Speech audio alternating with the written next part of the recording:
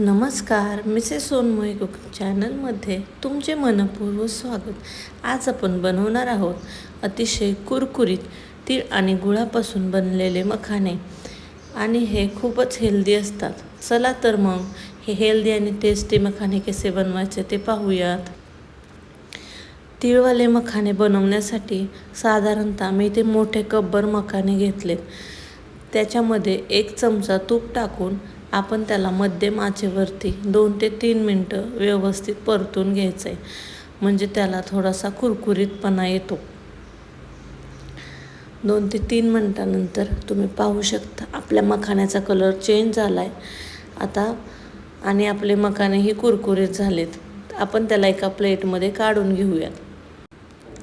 गॅसवर एक पॅन ठेवूया. त्याच्यामध्ये 1 चमचा तूप टाकून त्याच्यामध्ये 1 कप गूळ टाकायचा आहे आणि त्याला आपण कंटिन्युअसली 1 ते 2 मिनटं मध्यम आचेवरती हलवून घ्यायचं आहे. तुम्ही पाहू शकता आपला गूळ आता पूर्णपणे वितळला आहे. आता आपला पाक झाला आहे का नाही ते आपण चेक करून घेऊया. त्याच्यासाठी एका प्लेटमध्ये पाणी टाकून त्या पाकाचा 1 थेंब त्याच्यामध्ये टाकूया. जर ती तार अशी तुटत असली तर आपला पाक तयार झाला आहे. आता त्याच्यामध्ये मखाणे टाकून आपण व्यवस्थित असं मिक्स करून घेऊया.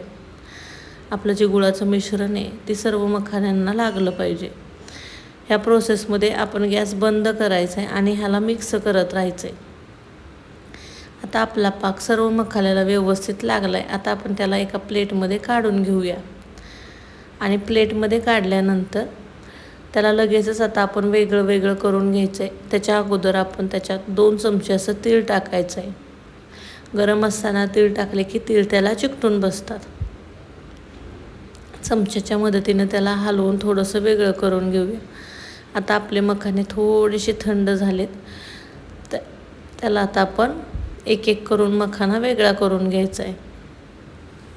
गरमच ही प्रोसेस करायची, नाहीतर ते मखाने एकमेकांना चिकटून बसतील. हे मखाणे बनवून तुम्ही मुलांना चॉकलेट म्हणून सुद्धा देऊ शकता. अतिशय हेल्दी असे मखाणे असतात आणि मुलंही आवडीनं खातात. पॅकेट फूडला एक उत्तम पर्याय म्हणून तुम्ही मखाणे घरात बनवून ठेवू शकता. थोडे करून आपण सर्व मखाणे वेगळे करून घेऊयात. तुम्हालाही मी बनवलेल्या रेसिपीज आवडत असतील तर चॅनलला एक लाईक आणि सबस्क्राईब नक्की करा आणि अशा नवनवीन रेसिपीसाठी बेल आयकॉन ऑन करा आणि अशा प्रकारचे हेल्दीच रेसिपी घरात नक्की बनवून ठेवा. धन्यवाद.